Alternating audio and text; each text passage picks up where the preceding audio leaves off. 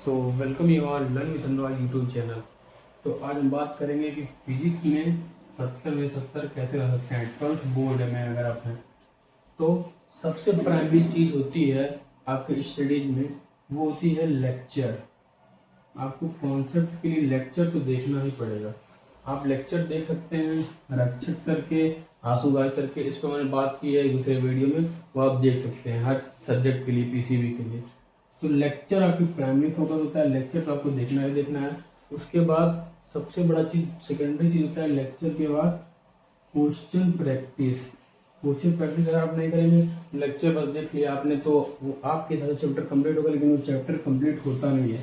Question practice must है, अगर आप उसको नहीं करते हैं तो आप मान लीजिए आपको चैप्टर खत्म ही नहीं हुआ है। उसके बाद फिर क्वेश्चन प्रैक्टिस बाद फिर अगेन फिर रिवीजन। रिवीजन कहाँ से कर सकते हैं? रिवीजन कर सकते हैं एनसीईआरटी से। एनसीईआरटी या फिर अपने नोट्स बनाया है लेक्चर देखते देखते, उससे फिर क्वेश्चन लगाइए।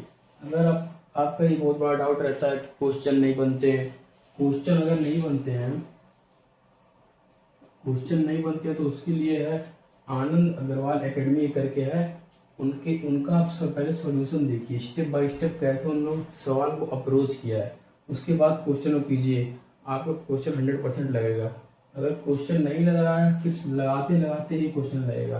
ऐसा कोई इसका बहुत तरीका नहीं है कि अगर आपने क्वेश्चन आपका लग ही जाएगा उस तरीके से। आप पहले सॉल्यूशन देखिए, आपको समझ आए तो उससे अप्रोच कीजिए, आपको क्वेश्चन लगने लगेंगे। एंड उसके बाद फिर है जब लेक्चर देखने आपने और एनसीईआरटी बैक एक्सरसाइज, इससे जे नीट बोर्ड हर जगह सवाल आते हैं। एनसीईआरटी तो करके ही जाइएगा। एनसीईआरटी कर लिया आपने, लेक्चर कर लिया, एनसीईआरटी कर लिया, रिवीजन कर लिया, क्वेश्चन प्रैक्टिस कर लिया, तो ये लूप में चलाइएगा। रिवीजन करिए, फिर क्वेश्चन प्रैक्टिस, रिवीजन करिए, फिर क्वेश्चन प्रैक्टिस। इससे आपका चैप्टर रिटेंशन पावर आपका बहुत बढ़ जाएगा। आपको एक बार पढ़ने से कोई चीज़ें याद नहीं रहेगी, तो आप अगर उसको रिवीजन करेंगे, बार बार रिवाइज करेंगे, रिवाइज करेंगे, रिवाइज करेंगे, क्वेश्चन प्रैक्टिस करेंगे, रिवाइज करेंगे, अगर आपने 5 ही बार रिवाइज कर लिए अगर एग्जाम के तक, तो आपका रिटेंशन बहुत ज़्यादा, आपकी चीज़ें आपके याद रहेंगी बहुत ज़्यादा।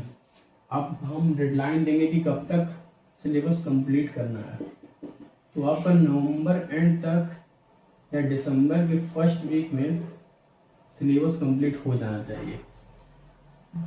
ये कोई बहुत नहीं है, लेकिन यहाँ तक तो हो ही जाना चाहिए। अगर आज अगस्त में शुरुआत करते हैं तो, और किसी को कुछ हो गया तब भी, लेकिन डेडलाइन भी रखिएगा। डेडलाइन यहाँ रखेंगे, फिर आपका रिवीजन भी हो जाएगा अच्छे से और सारी चीज़ें स्मूथ चलने लगेंगी। अगर आप डेडलाइन नहीं रखेंगे फिर आपका रैंडमली करेंगे, फिर दिक्कत आएगा।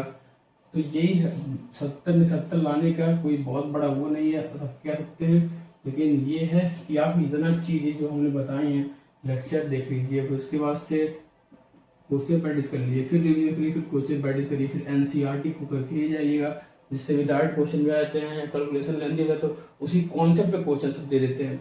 एंड उसके बाद फिर डेडलाइन यहाँ तक क्वेश्चन कर लीजिए, उसके बाद एक आध बार रिविजन कर लीजिए, 70 में 70 आपके आ जाएंगे। तो ये रहा मेरा आज आपको वीडियो। ये फिजिक्स का रोड मैप था 70 में 70 लाने का, केमिस्ट्री का, बायो का, और जो सब्जेक्ट का, हिंदी, इंग्लिश, कुछ में कोई अगर आपको चाहिए तो कमेंट बॉक्स में बताइएगा आप लोग, तो नेक्स्ट वीडियोस पे बना दूंगा मैं। बाकी thank you for follow for more learn with Anurag.